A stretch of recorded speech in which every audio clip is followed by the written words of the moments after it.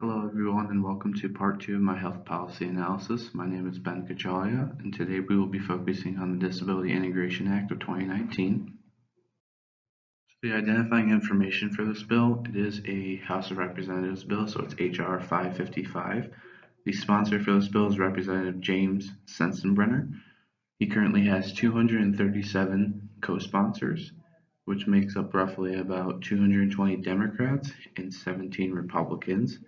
This bill was also referred to two House subcommittees, the House Subcommittee of Energy and Commerce and the House Subcommittee of the Judiciary. This bill was also made in addition to the Americans with Disabilities Act of 1990. There are two main goals for the Disability Integration Act. The first goal is to clarify and strengthen the ADA's integration mandate in a manner that accelerates state compliance.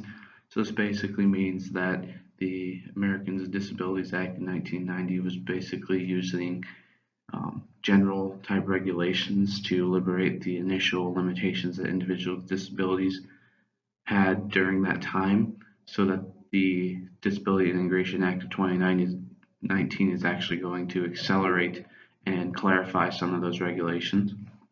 The second goal is the need for affordable and accessible housing for individuals separate from community services. And then there's also 5 other goals that encompass those two main goals, which further establish regulations to ensure individuals with disabilities are actually going to receive quality community-based services. The policy history and development of the Disability Integration Act of 2019. So in 1990, the Americans with Disability Act was initially implemented so that individuals with disabilities could be liberated from the discriminations and limitations of their community. In 2018, the Disability Integration Act was first proposed by Representative Sensenbrenner to the 115th Congress, which eventually died because it was introduced late into the calendar year. Again, in 2019, around January, Representative Sensenbrenner reintroduced the Disability Integration Act to the 116th Congress, and that's the current position. They're actually voting on the implementation today. And then actually in October of this year, the bill was now referred to the House Committee of Energy and Commerce and the Committee of the Judiciary.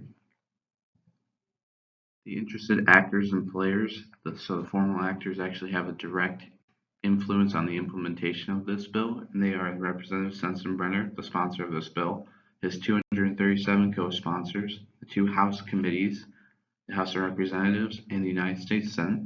The United States Senate actually has an identical bill in the Senate as we speak, so they're reviewing that.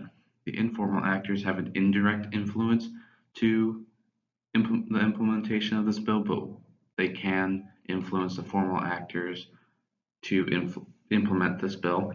So I put myself on there as a student advocate, the Voice of Reason, which is the opposition coalition that does not want this bill to be implemented, the Disability Integration Act Facebook group, AARP, which is one of the more prevalent national organizations that want this bill to be implemented.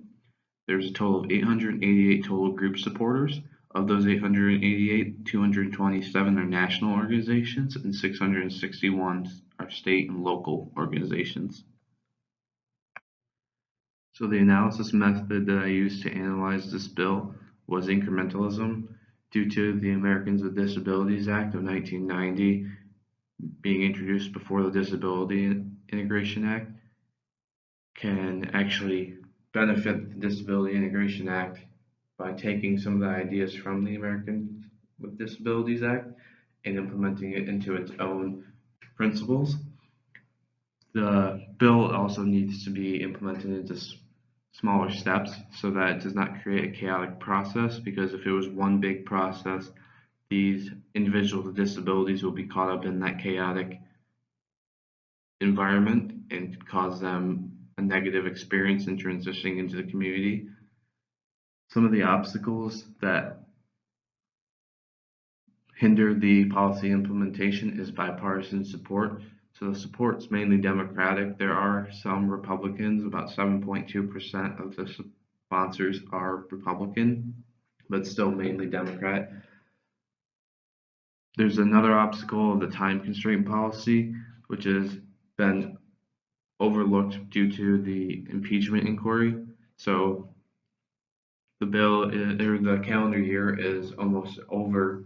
So the impeachment inquiry has been taking up most of the time in the House.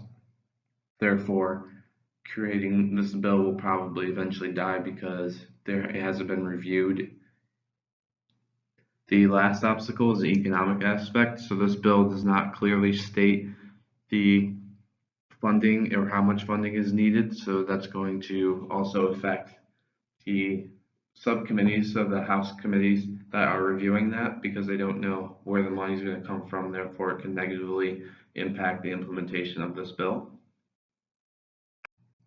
We have some additional resources for the bill. The bill has a website, a Facebook group, some information provided by the support groups, which is also on the website, and the correspondence of the bill from the legislator website. So I'll be showing you guys that right now.